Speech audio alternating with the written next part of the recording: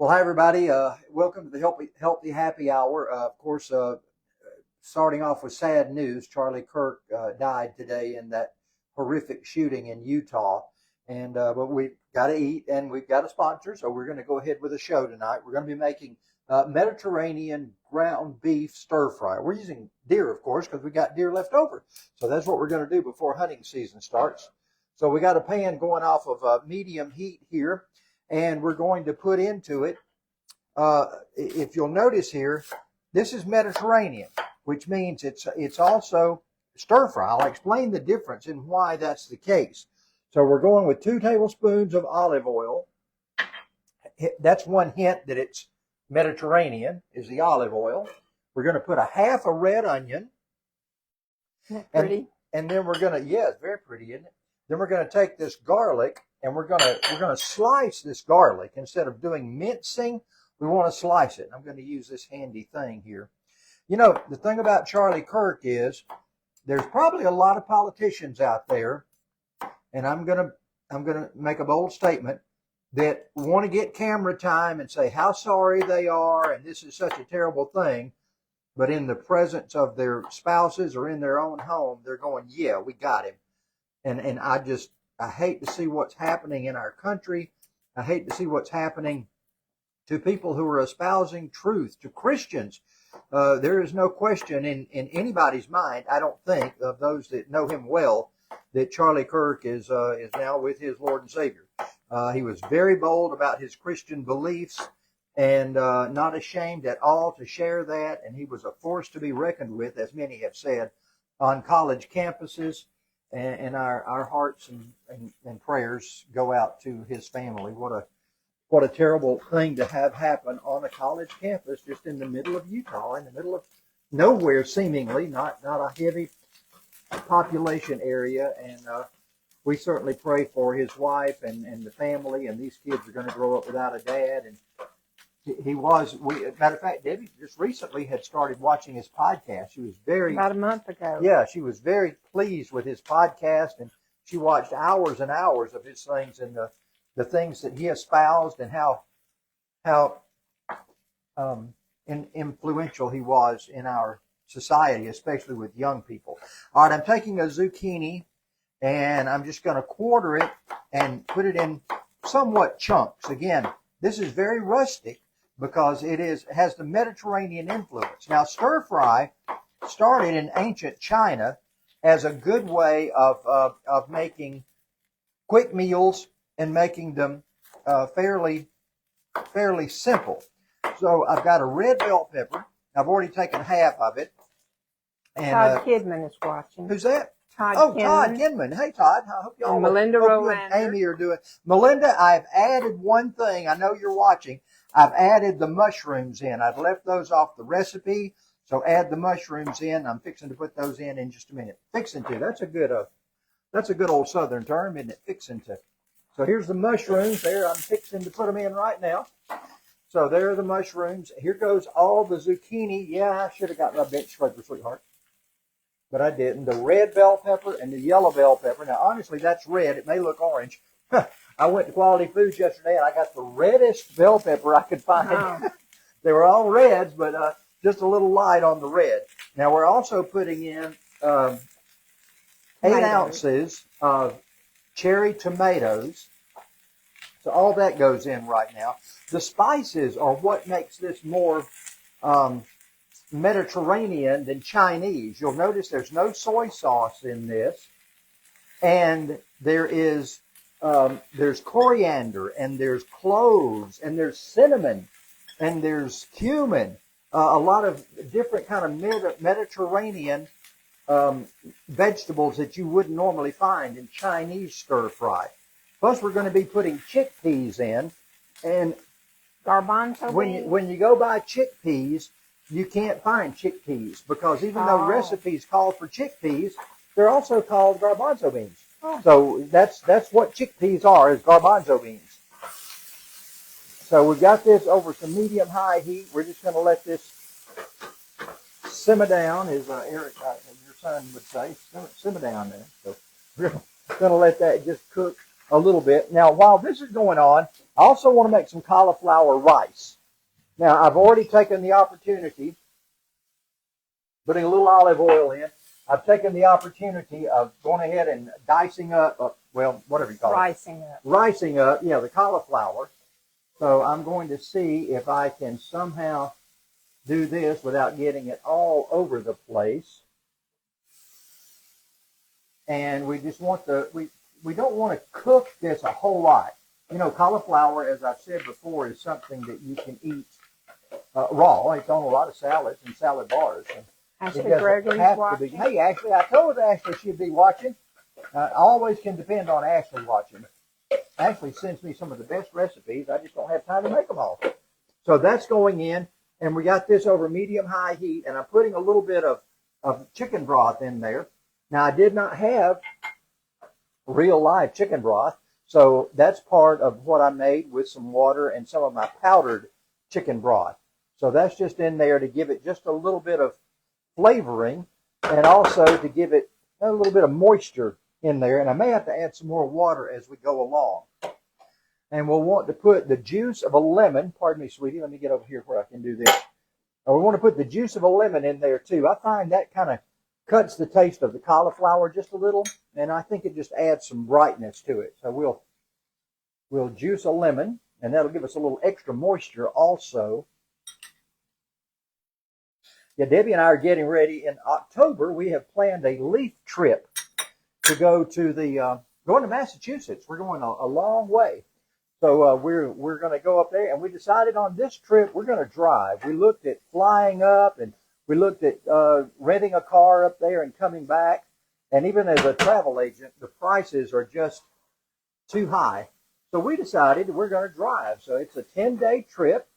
And we'll be driving a couple of days, about 6 hours, but most everything's like 2 or 3 hours apart. So I think it's going to be a lot of fun, and I'm excited about that. I think it's going to be a fun time. Aren't you excited about it? Mm-hmm. Yeah, it's going to be good. Melinda says she's just getting started. She's adding the mushrooms and spices. Good. You have mushrooms in the house. Good for you, Melinda. Yeah. I sent her the recipe early because she said she wanted to make it tonight. So she's making it right along with us. And Melinda, I will take your hug next time I see you. She said she was going to hug me for sending that to her. All right, so now while that's going on, we're just going to wait here for a few minutes. We want to give this 4 or 5 minutes. So we got pretty high heat going. So these are going to kind of caramelize, but they're going to cook through very well. Remember, mushrooms are going to release a lot of moisture, and that's okay because the moisture will help us in the end. So we just don't want anything to burn, so we're going to let that sit for a few minutes. Yeah. I mentioned Quality Foods. Of course, they're located in the Town Plaza Shopping Center in Toccoa. So I hope you'll go by there and tell them you heard it on the Champ Show. I'm so used to saying that. Tell them you heard it on Charles Head Show, whatever. The Healthy Happy Hour. They'll get the message. But they have been great partners, and we appreciate Jonah and all the staff there at Quality Foods. Everybody wants to know when I go shopping on Tuesday what I'm making on the show this week. And, of course, we will transcribe this show also to YouTube. Any of these past shows, you can go to Healthy Happy Hour. There's probably 50 Healthy Happy Hours on YouTube, but I have one. So go there and look for the one that has the yellow hat symbol, and you'll be able to check out the Healthy Happy Hour on all of the things that we've done over the last couple of years. Now, I'm going to take these veggies. They're done enough for what I need to do right now. So let's stop that, and we're going to take the veggies and hopefully get them all in the pan without any escapees. By the way, I guess the Charlie Kirk thing has taken the story that Cracker Barrel came out with kind of off the headlines. Cracker Barrel, has gone back to the original signage. And they've also gone back to saying that they're going to, I put a couple more tablespoons of olive oil. Oh, okay. And then my ground turkey, ground deer is going in. So we'll brown that. Cracker Barrel decided they're not going to remodel their stores. They are going to spruce them up, but they're going to leave that old decor that we've all loved so much at Cracker Barrel. It's still going to be there. So Cracker Barrel has heard your cries, and they have reversed their decision on even the remodeling of the stores. So I think, public outcry sometimes works, and I think it did in that situation. Another situation going on in our area of the country, I was at a meeting last night. They're looking at building a rock quarry, a mining operation, less than a mile from our house. And we had a good 120 people show up last night for the first of probably many meetings that we're going to have concerning this, just to inform everybody what's going on. Obviously, we don't want a rock quarry here. We were in Jamaica recently at a all-inclusive resort that had a bauxite mine quarry within about half mile of our resort, or within a mile of our resort, and they were constantly having to go out and wash down everything from the bauxite. Every day. Yeah, every day, every night. Sometimes during the day, they were having to get the dust off of the pool decks. Well, and so count forth. all the noise. And Right, and those of you, I grew up on this property. I've been here 71 years on this property, and even though not the same house I was born in, but on a portion of the property. And when WABCO, that's Westinghouse Air Brake Company, it was also known as Laterno for many years, they made earth-moving machines.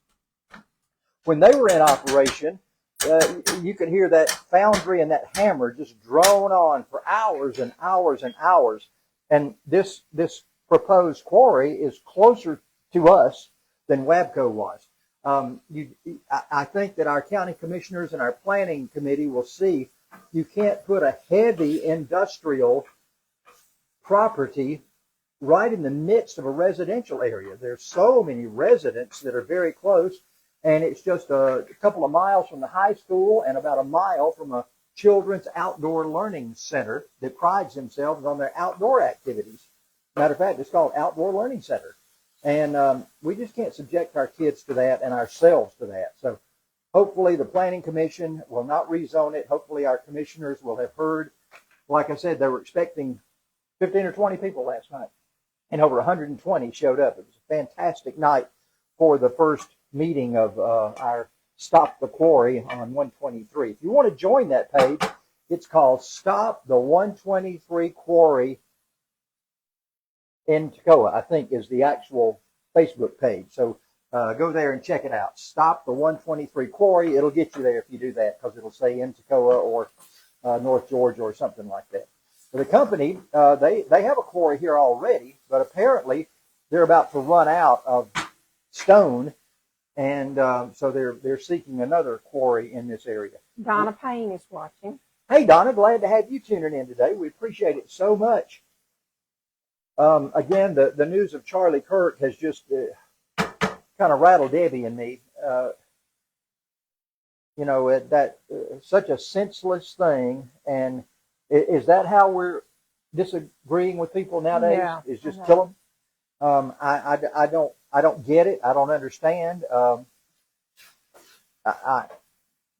Words escape me. And we were watching Fox News earlier, and Will Kane, who had Charlie on yesterday, and is a good friend of his, had to make the announcement that President Trump had just given the word that Charlie had passed away. So such a sad time for he and his family. I think it's a sad time for our country. Me too. You know, we talk about John F. Kennedy's assassination, and so many of us were youngsters when that happened. But we lost a lot of innocence with that. Yeah. You don't expect it. And I think this is reminiscent of that, especially to college students who didn't live during the JFK days, but now they're questioning everything. Why Charlie Kirk? Why go on with this? So one of those things where there's just not much that can be done about it. I don't know what can be done about it. I'm certainly not in the know on those kind of things. All right, we got to brown this just a little more. It's cooked, but we need to brown it, so we got to let it go for just another minute or so.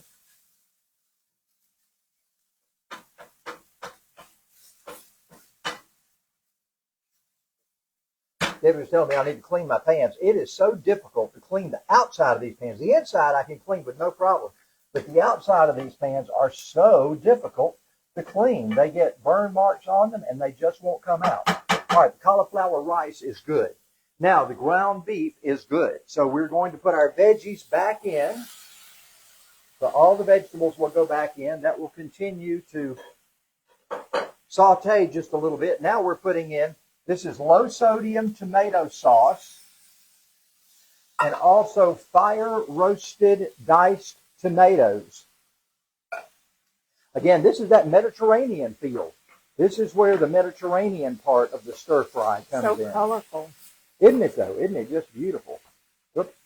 Got a little mushroom wanting to take a hike there. We're going to stick him back in. And we're going to put our garbanzo beans in, which are also chickpeas, by the way. Recipe calls for chickpeas. I looked for those at the store, and I looked them up on my phone while I was there, and I thought garbanzo beans were the same, and I looked it up, and they said yes, they also go by that term. So we're not substituting. We're actually putting the same thing. Yeah, it's time to add spices. Yeah. We got coriander, and I'm going to use my fingers because they don't want to all come out. We got coriander. We've got oregano. We've got just a little bit of cloves, and you'll see in the recipe it's like a quarter teaspoon of many of these. We've got cumin. We've got cinnamon. And what was the other one?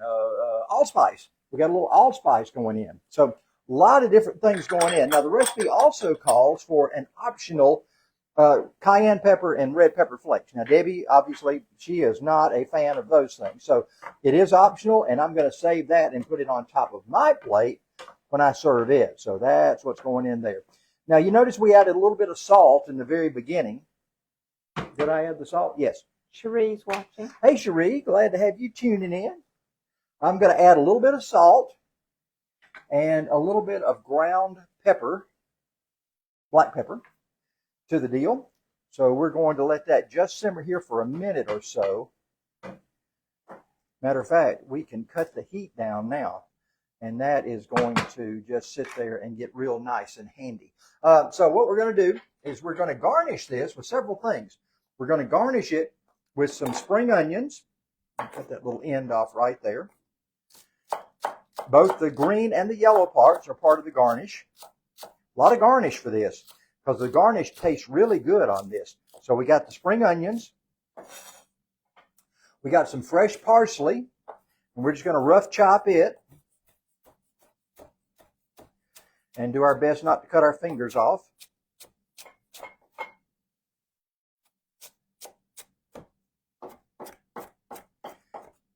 Get these others over here and just run the knife through them a couple of times. It pays to keep your knives sharp. They do a lot better job when they're really, really sharp. Is that cheese? And then there? That's feta cheese, yeah. So now we're gonna garnish this with all of these things. We're gonna wait and put it on top, and then I'll plate it later. But we're going to garnish with the parsley. And as we plate it, all of that is going to then get mixed in together. And, of course, we're going to put some crumbled feta cheese on top of all of this. Yeah. Now, doesn't that look good? Mm-hmm. I bet it's going to taste great. And you may need a little more salt and pepper. That's something you're going to have to taste and see. So I'm going to mix all this in right now. Vinny's watching. Hey, Vinny. Hope y'all are doing better today than you were yesterday. Isn't that beautiful? Mm-hmm. That is fantastic. All right, so now I'm going to show you how we're going to plate this. I've already put the garnish on, so there'll be no garnish on top of this. We're going to put some cauliflower rice. Remember, this is a vegetable, so don't go short on your rice.